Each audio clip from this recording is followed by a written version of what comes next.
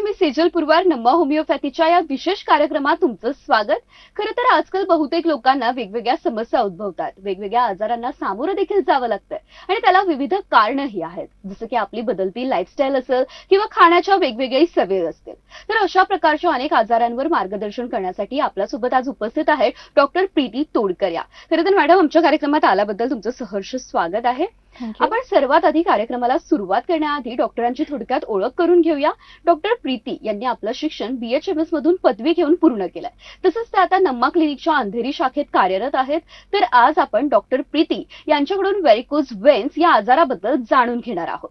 तर खरं तर डॉक्टर, व्हेरिकोज वेन्स या आजाराबद्दल भरपूर लोकांना माहिती नाहीये. तर हा आजार नेमका काय आहे याबद्दल आपण काय सांगाल? व्हेरिकोज वेन्स हा आजार आपल्या रक्तवाहिन्यांशी निगडीत आहे. आपल्या शरीरामध्ये दोन प्रकारच्या वाहिन्या आहेत, एक शुद्ध रक्तवाहिन्या आणि एक अशुद्ध रक्तवाहिन्या. शुद्ध रक्तवाहिन्या म्हणजेच त्याला आपण आर्टरीज असं म्हणतो. शुद्ध रक्तवाहिन्या काय करतात तर आपल्या हृदयाकडून रक्त शुद्ध झालेलं रक्त आपल्या सगळ्या बॉडी पार्ट्सना पाठवतात. आणि अशुद्ध रक्तवाहिन्या काय करतात म्हणजेच त्याला आपण वेन्स असं म्हणतो. ह्या अशुद्ध रक्तवाहिन्या ज्या आपल्या सगळ्या बॉडी पार्ट्सकडून अशुद्ध रक्त घेऊन हार्टकडे पाठवतात. आता ह्या ज्या व्हेरिकोज वेन्स आहेत ते आपल्या अशुद्ध रक्तवाहिन्यांशी रिलेटेड आहेत, स्पेशली आपल्या पायांशी रिलेटेड आहेत. म्हणजेच काय, जे पायापासून जे अशुद्ध रक्त आहे ते आपल्या हार्टपर्यंत घेऊन जाणाऱ्या ज्या अशुद्ध रक्तवाहिन्या आहेत तर त्याच्याशी रिलेटेड. म्हणजेच काय की हे जे अशुद्ध रक्त आहे ते आपल्या पायांमधलं जे अशुद्ध रक्त आहे ते एकाच ठिकाणी साठलेलं किंवा गाठलेलं, त्याच्यामुळे काही गाठी वगैरे होतात. त्यालाच आपण व्हेरिकोज वेन्स असं म्हणू शकतो. तर मॅडम, तुम्ही सांगितलं की अर्थात व्हेरिकोज वेन्स हा आजार नेमका काय आहे हे तर याच्यातून समजलंय, परंतु हा आजार होण्याची कारणं काय आहेत? नक्कीच. जो आजार आहे हा व्हेरिकोज वेन्सचा, जसं मी म्हटलं की हा व्हेरिकोज वेन्सचा आजार आपल्या पायाशी रिलेटेड आहे. म्हणजे आपल्या पायांच्या रक्तवाहिन्यांशी म्हणजेच अशुद्ध रक्तवाहिन्यांशी रिलेटेड आहे. आता आपल्या ज्या काही पायाच्या अशुद्ध रक्तवाहिन्या आहेत त्या काम कसं करतात तर आपल्या पायाच्या अशुद्ध रक्तवाहिन्यांना एक आतून एक प्रकारचे झडपे असतात, त्याला आम्ही बॉल्स असं म्हणतो. ते आपल्या पृथ्वीच्या गुरुत्वाकर्षण शक्तीच्या अगेन्स्ट म्हणजे अपोजिट काम करत असतात. त्याच्यासाठी त्यांना आतून एक विशिष्ट प्रकारचे झडपे असतात. ते जेव्हा पण आपण पायाची हालचाल करतो त्यावेळेला आपल्या मसल्सचं म्हणजे आपल्या पायाच्या पेंढऱ्यांमधलं आणि आपल्या मांडीमधलं जे मसल्स आहेत, मांसपेशी आहेत, त्यांचं कॉन्ट्रॅक्शन रिलॅक्सेशन होत असतं. म्हणजेच आकुंचन पावणं प्रसारण पावणं होत असतं. त्याच वेळेला ह्या ज्या अशुद्ध रक्तवाहिन्यांच्या जे बॉल्स आहेत म्हणजे जे झडपे आहेत ते असे ओपन क्लोज होत असतात. त्यावेळेला रक्त एका खोलीतून दुसऱ्या खोलीतून तिसऱ्या खोलीत असं जात असतं. तर काय होतं, काही कारणाने हे रक्त एकाच ठिकाणी साठायला लागतं. मग ते कशामुळे तर जास्त वेळ एका ठिकाणी बसून काम करणं, जास्त वेळ एका ठिकाणी उभं राहून काम करणं किंवा जास्त वाकून वगैरे काम करणं, ह्याच्यामुळे म्हणजे की पायाची हालचाल खूप कमी झाल्यामुळे किंवा सध्या असं सुद्धा बघितलं गेलेलं आहे की पायाची हालचाल प्रमाणापेक्षा जास्त म्हणजे जे स्पोर्ट्समॅन असतात किंवा आर्मीमॅन, पोलीसमॅन वगैरे असतात किंवा जे खूप कमी एज पासूनच जिम वगैरे जॉईन करतात तर त्यांच्यामध्ये सुद्धा व्हेरिकोज वेन्सचा आजार हा आढळून येतो. व्हेरिकोज वेन्सचा आजार हा काही टीचर्समध्ये किंवा जे जास्त एका ठिकाणी उभं राहून वगैरे काम करतात म्हणजे जे कुली असतात किंवा गार्ड्स, पोलीसमन, आर्मीमन आणि इव्हन पोलीसमध्ये किंवा आर्मीमध्ये भरतीसाठी ट्राय करणारी जी 20-22 वर्षाची मुलं असतात त्यांच्यामध्ये सुद्धा हा आजार होण्याची जास्त शक्यता असते. किंवा शेतकरी असतात, जे शेतकऱ्यांमध्ये सुद्धा व्हेरिकोज वेन्स होण्याची जास्त दाट शक्यता असते, कारण त्यांचं जे काम असतं ते जास्त ओझं उचलण्याचं किंवा एका ठिकाणी म्हणजे वाकून काम करण्याचं सुद्धा वाकून पण काम करत असतात. प्लस हा जो आजार आहे तो स्त्रियांमध्ये देखील होतो. म्हणजेच केव्हा तर एकतर स्त्रियांमध्ये गरोदरपणामध्ये म्हणजे प्रेग्नन्सीमध्ये अचानक वजन वाढलेलं असतं. 9 महिन्यापर्यंत 8 ते 10 किलोपर्यंत वजन वाढलेलं असतं आणि तितकी जास्त हालचाल नाही होऊ शकत स्त्रियांमध्ये प्रेग्नन्सीच्या वेळेला. त्यामुळे सुद्धा व्हेरिकोज वेन्सचा त्रास होऊ शकतो. प्लस मेनोपॉजच्या पिरियडला, मेनोपॉज म्हणजेच काय की पाळी जेव्हा थांबते, स्त्रियांमधली पाळी जेव्हा पूर्णपणे थांबते म्हणजेच 45 ते 50 ह्या एजला, त्या एजमध्ये सुद्धा काही हार्मोनल चेंजेसमुळे सुद्धा भरपूर म्हणजे स्त्रियांचं अचानकपणे वजन वाढलेलं असतं. त्याच्यामुळे सुद्धा हा जो व्हेरिकोज वेन्सचा आजार आहे तो होऊ शकतो. तर व्हेरिकोज वेन्स होण्याची आणखी सुद्धा भरपूर कारणं आहेत. स्पेशली लठ्ठपणा जो आहे, जो आपल्या आता दैनंदिन आपली जी बदललेली जी आपली लाईफस्टाईल आहे त्याच्यामुळे सुद्धा, म्हणजे जास्त प्रमाणात एका ठिकाणी उभं राहून बसून काम केलं जात आहे, किंवा जास्त प्रमाणात आपलं म्हणजे भरपूर जणांचं वजन वाढतंय. म्हणजेच आपले जे आता आजकाल आपण फास्ट फूड घेतोय किंवा जास्त ऑइली पदार्थ घेतोय, त्याच्यामुळे सुद्धा लठ्ठपणा वाढतोय, आणि त्याच्यामुळेच लठ्ठपणा वाढल्यामुळे आपल्या पूर्ण शरीराचा भार आपल्या पायांवर पडल्यामुळे आपले जे अशुद्ध रक्तवाहिन्या आहेत त्या एका ठिकाणी त्यातलं रक्त आहे ते गाठायला लागतं. त्याला आपण व्हेरिकोज वेन्स, म्हणजे ही व्हेरिकोज वेन्सची सुरुवात व्हायला लागते. तर नक्कीच तुम्ही जसं सांगितलं की हा आजार खेळाडूंमध्ये, शेतकरींमध्ये किंवा ज्यांचं जास्त वेळ बसून किंवा जास्त वेळ उभं राहून काम आहे अशांमध्ये हा आजार बघायला मिळतो. परंतु हा आजार मुळात होतो कसा, याच्यामध्ये काही विशिष्ट असं कारण आहे का? हो, नक्कीच. हा आजार काही स्टेजेसमध्ये होतो. म्हणजेच काय की पहिली जी स्टेज आहे ह्या आजाराची त्याला आम्ही स्पायडर वेन्स असं म्हणतो. म्हणजेच काय, पहिल्या स्टेजमध्ये आपल्या पायावर नुसत्याच कुणीतरी स्केच पेनने आखल्यासारखं किंवा आपल्या हातावरच्या जशा वेन्स दिसतायत तशा आपल्या पायावर सुद्धा दिसायला लागतात. म्हणजेच अगदी त्याला त्या, आणि ती एकच वेन नसते, त्याच्याशी रिलेटेड अशा भरपूर साऱ्या वेन्स असतात, अगदी स्पायडरच्या जाळ्यासारखं. त्याला म्हणून आपण स्पायडर वेन्स असं म्हणतो.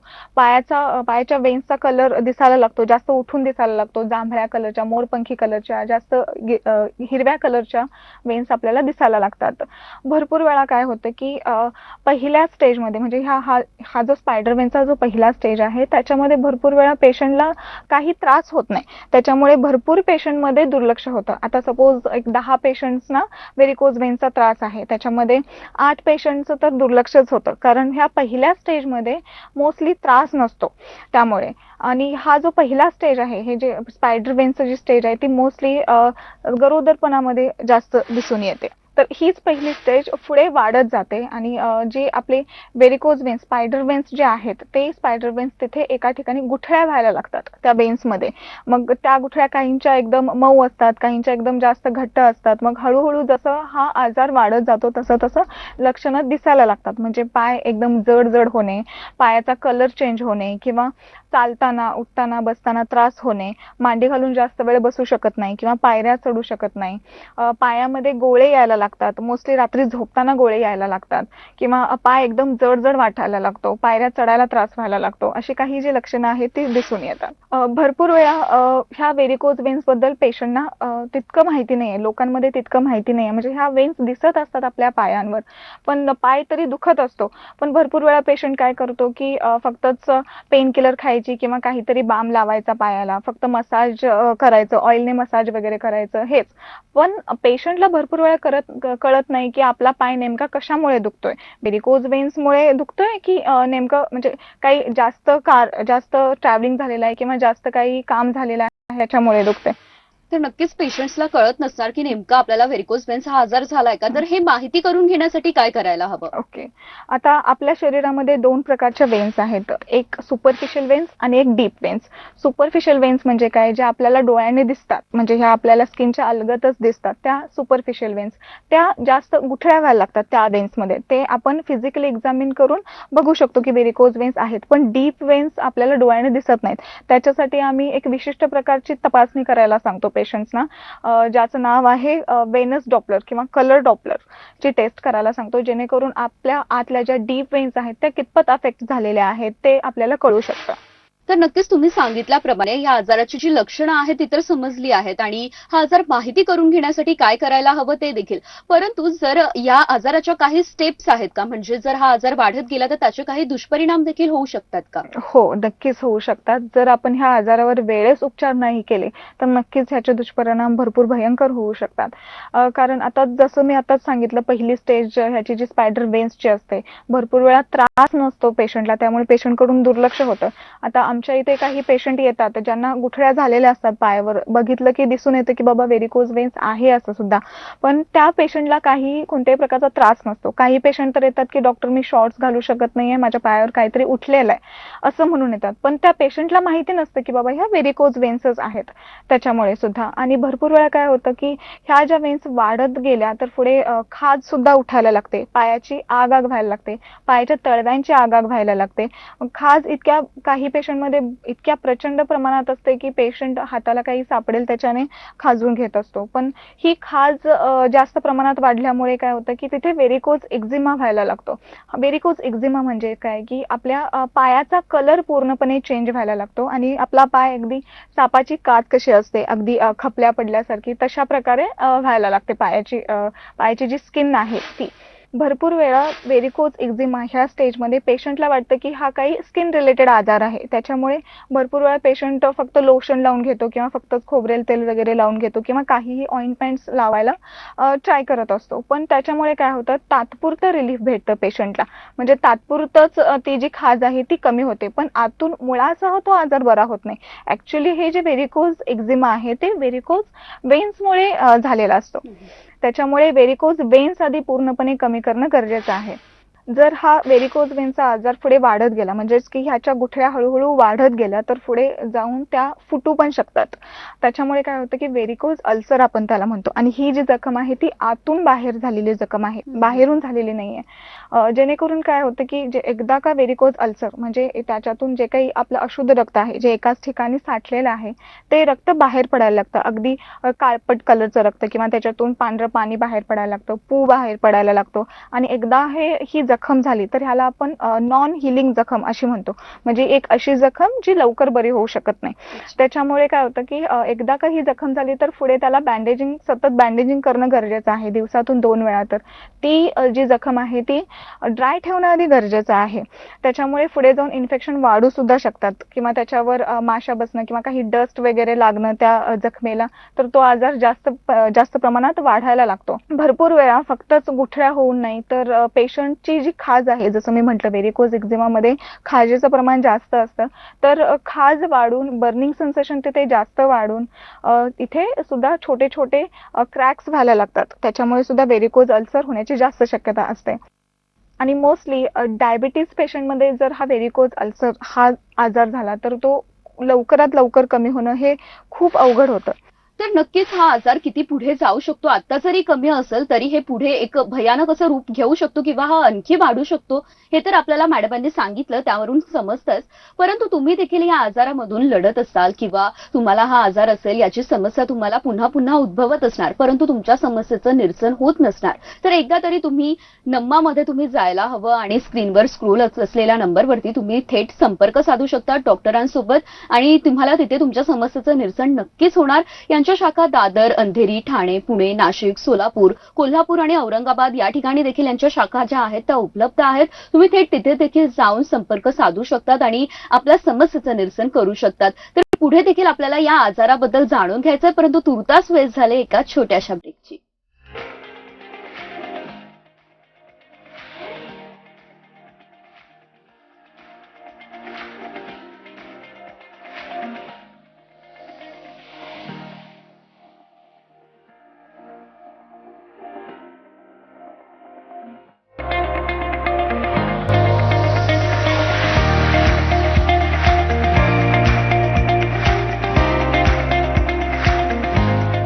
तर ब्रेक नंतर नम्मा होमिओपॅथीच्या या विशेष कार्यक्रमात पुन्हा एकदा तुमचं स्वागत.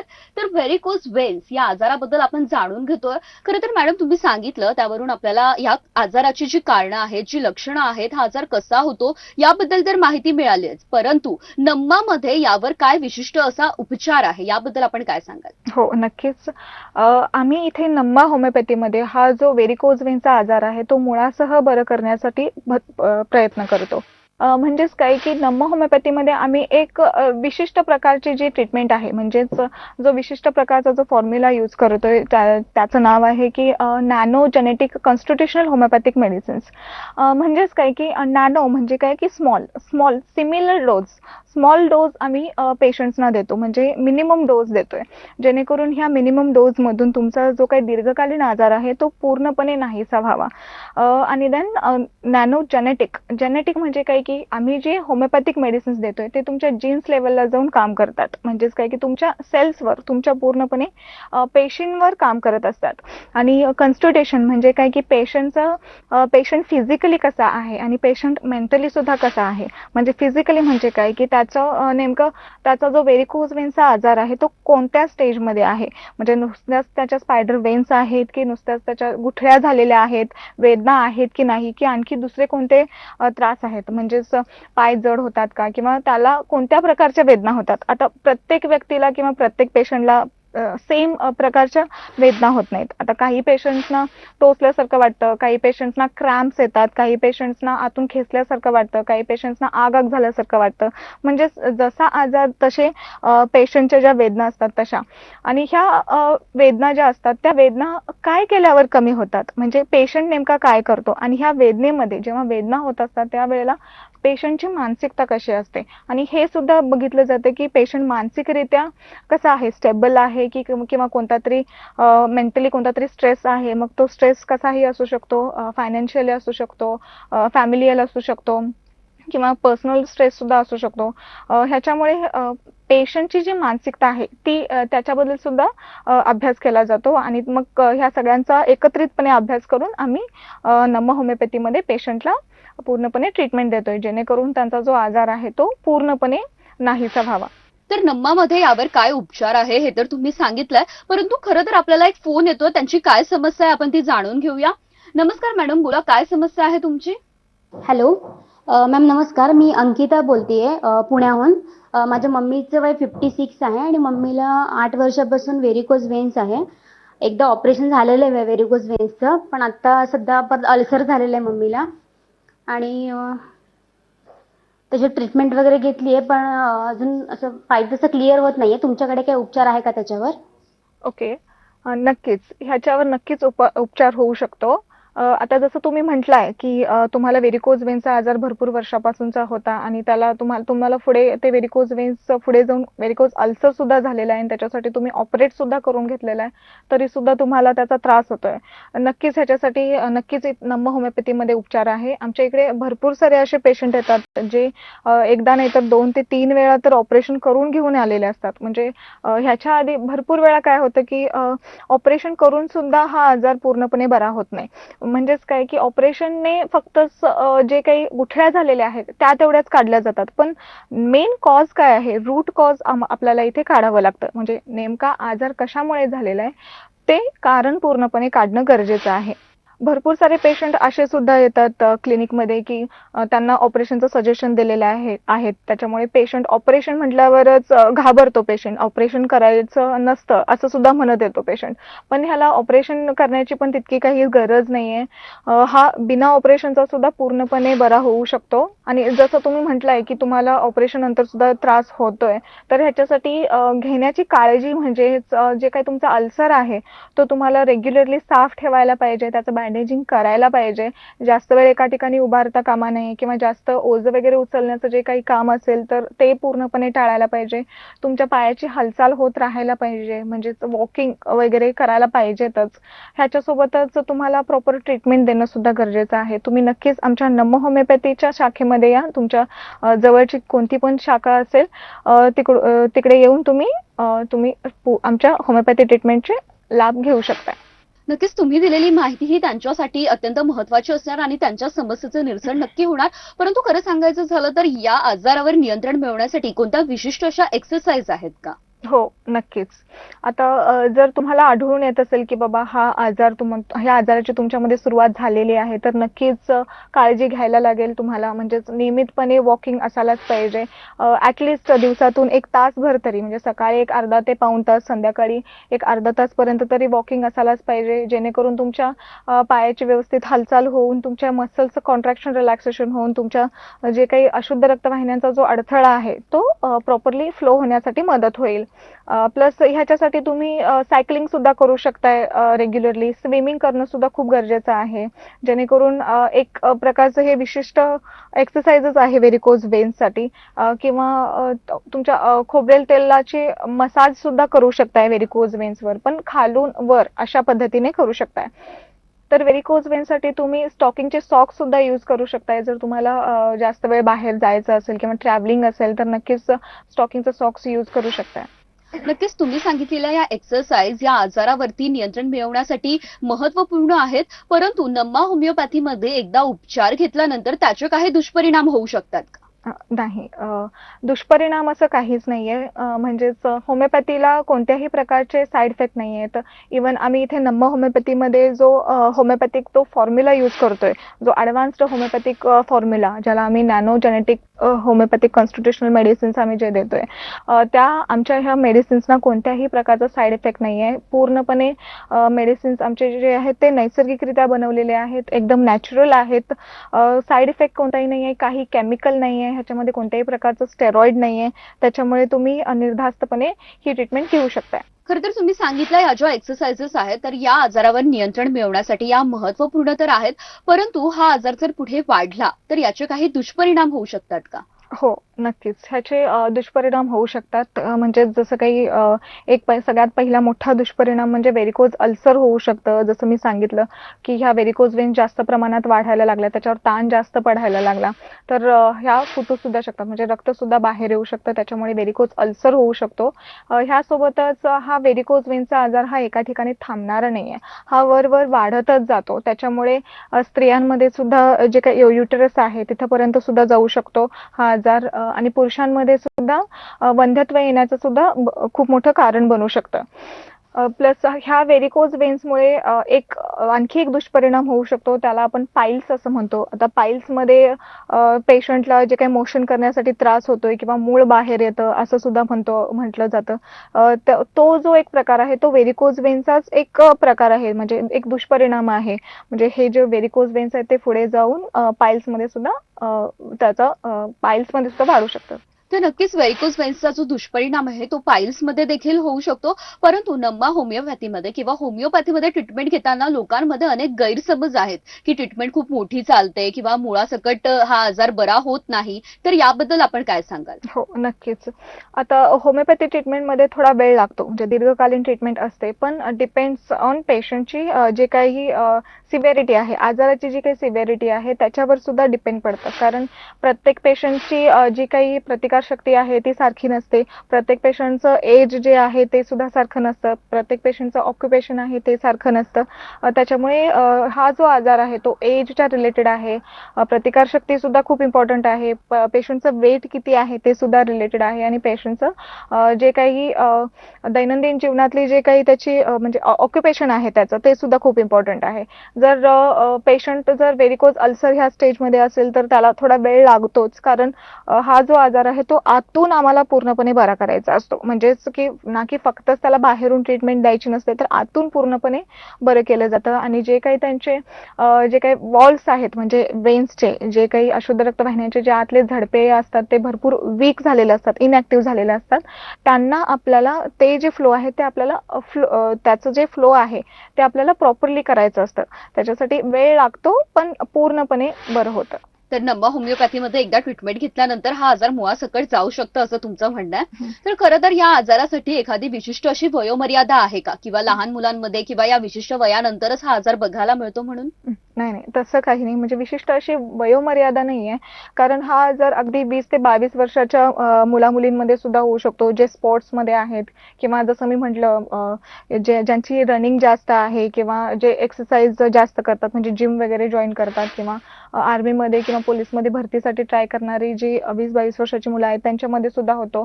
अगदी 30 ते 40 ह्या एजमधल्या सुद्धा स्त्रियांमध्ये, म्हणजेच काय की आता भरपूर साऱ्या स्त्रिया, म्हणजे घराघरामध्ये सगळ्यांचं जेवण कसं उभं राहूनच बनवलं जातं. इव्हन भांडी धुणे सुद्धा हे सगळं उभं राहूनच केलं जातं. त्यामुळे दिवसातून नाही म्हटलं तर 4 ते 5 तास तर स्त्रियांचे किचनमध्ये उभं राहूनच काम केलं जातं. त्याच्यामुळे सुद्धा हा आजार 30 ते 40 या एजमधल्या स्त्रियांमध्ये सुद्धा होतो. किंवा जशी प्रतिकारशक्ती कमी होत जाते तसं सुद्धा आता आपण सपोज जास्त प्रमाणात एका ठिकाणी उभं राहून बसून काम केलेलं आहे, पण भरपूर वेळा काय होतं की तारुण्य अवस्था तितका आपल्याला त्रास होत नाही, कारण प्रतिकारशक्ती तशी आपली चांगली असते. पण जसं आपली प्रतिकारशक्ती कमी होत जाते, म्हणजे वृद्धावस्थेत तो त्रास आपल्याला जरा जास्त जाणवायला लागतो. आणि जसं मी म्हटलं की मेनोपॉजच्या पिरियडमध्ये म्हणजे स्त्रियांमध्ये 45 ते 50 ह्या एजमध्ये सुद्धा हा आजार जाणवतो. तर नक्कीच तुम्ही सांगितलं की याची विशिष्ट अशी काही वयोमर्यादा नाही आहे आणि प्रेक्षकांसाठी देखील ही माहिती अत्यंत महत्वाची ठरलेली असणार आहे. धन्यवाद मॅडम, तुम्ही आमच्या कार्यक्रमात आलात आणि याबद्दल आम्हाला मार्गदर्शन केलं. त्यासाठी तुम्ही देखील या आजारापासून लढत असाल, या आजाराचा त्रास तुम्हाला पुन्हा पुन्हा उद्भवत असणार, अनेक ठिकाणी उपचार घेऊन देखील तुमच्या समस्येचं निरसन होत नसणार, तरी देखील ही समस्या तुम्हाला पुन्हा पुन्हा जाणवत असेल तर नक्कीच तुम्ही एकदा तरी नम्मा होमिओपॅथी येथे भेट द्यायला हवी. स्क्रीनवर चालू असलेल्या या स्क्रोलिंगमध्ये जे नंबर आहेत त्यामध्ये तुम्ही थेट डॉक्टरांशी संपर्क साधू शकता, तेथे तुमच्या समस्येचं निरसन होऊ शकतं. यासोबतच दादर, अंधेरी, ठाणे, पुणे, नाशिक, सोलापूर, कोल्हापूर आणि औरंगाबाद या ठिकाणी देखील नम्मा होमिओपॅथीच्या शाखा ज्या आहेत त्या उपलब्ध आहेत. तेथे देखील तुम्ही जाऊन भेट घेऊ शकतात आणि तुमची ट्रीटमेंट जी आहे ती तुम्ही तिथे करू शकतात. यासोबतच नम्मा होमिओपॅथीच्या या विशेष भागात वेळ झाली येथेच थांबण्याची, परंतु ताज्या बातम्यांसाठी पाहत रहा लोकशाही न्यूज.